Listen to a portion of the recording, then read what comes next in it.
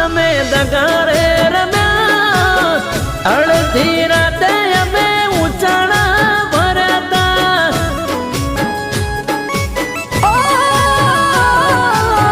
બાપુના તારા હવે ગળા રે છલક્યા, વાવેલું વાઢવાના દાડા રે આવ્યા.